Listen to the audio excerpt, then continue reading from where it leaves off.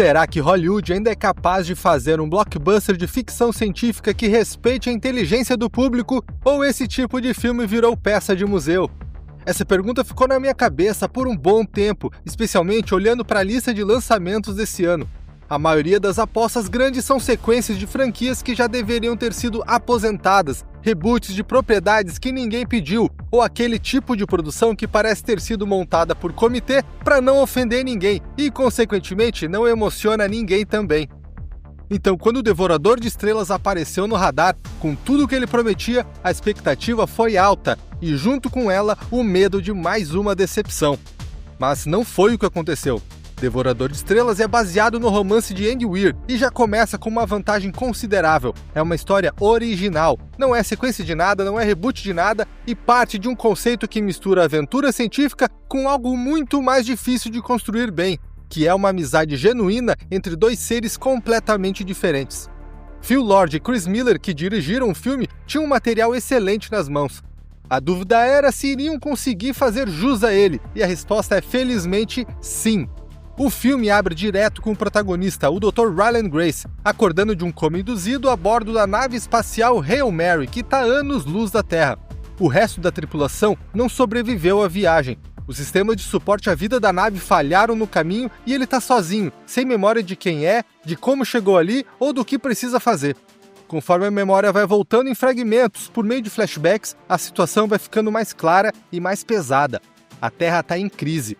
A energia do Sol está sendo consumida por um organismo espacial chamado Astrophage, um parasita que se alimenta de estrelas. Se ninguém resolver o problema a tempo, o planeta congela em poucas gerações e a humanidade desaparece. A única pista é uma estrela a cerca de 11 anos-luz de distância da Terra, a única que não está sendo afetada. A missão da Hail Mary era ir até lá, descobrir o que está acontecendo e, com sorte, mandar os dados de volta para a Terra antes que seja tarde demais. Grace foi enviado como parte dessa missão. Ele só não lembrava disso quando acordou. Já seria suficiente para um bom filme de ficção científica, mas aí o roteiro acrescenta a peça que transforma tudo. Grace não está sozinho nesse sistema solar. Uma nave de outro mundo chegou ao mesmo lugar pela mesma razão. O Sol do planeta de origem dessa outra criatura também está sendo consumido pelo Astrophage. E assim começa uma das relações mais bem construídas que eu já vi numa produção desse porte.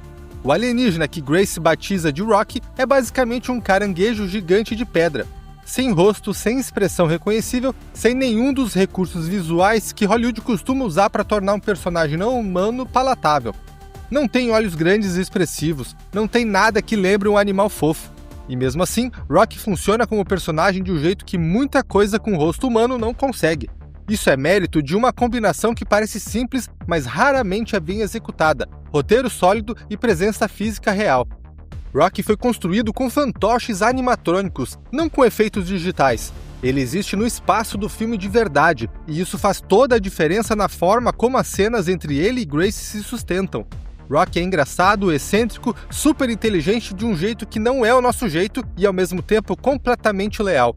Tem um momento no filme que fica claro que ele passou anos sozinhos no espaço, sem nenhuma interação, e que a chegada de Grace, mesmo sendo de uma espécie totalmente desconhecida, representa algo que vai além da missão.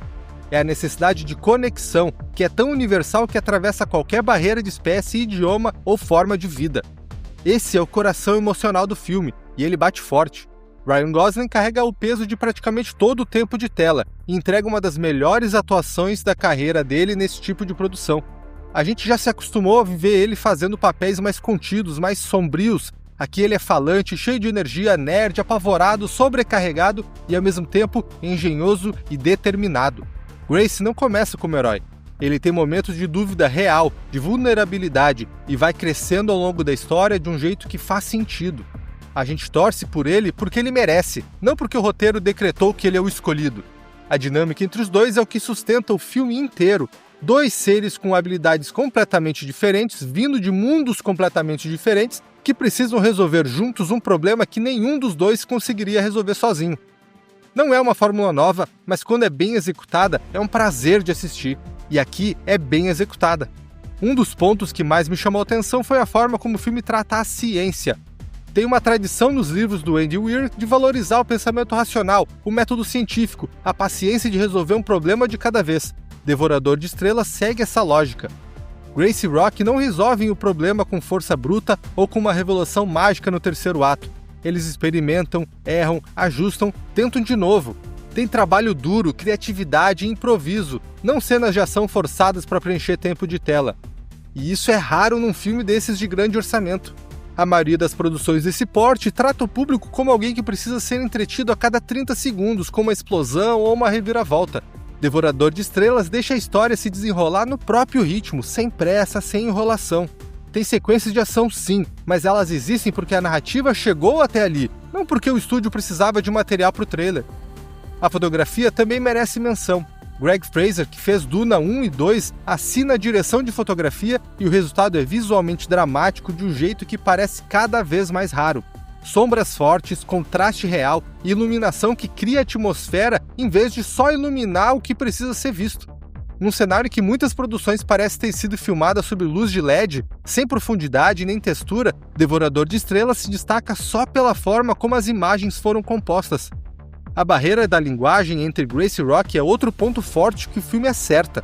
Eles precisam construir uma forma de se comunicar do zero, e o processo é lento, às vezes engraçado, mas sempre fascinante.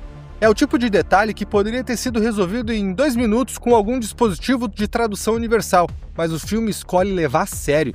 E essa escolha paga dividendos emocionais mais pra frente, porque quando os dois finalmente conseguem se entender de verdade, o peso daquilo é real.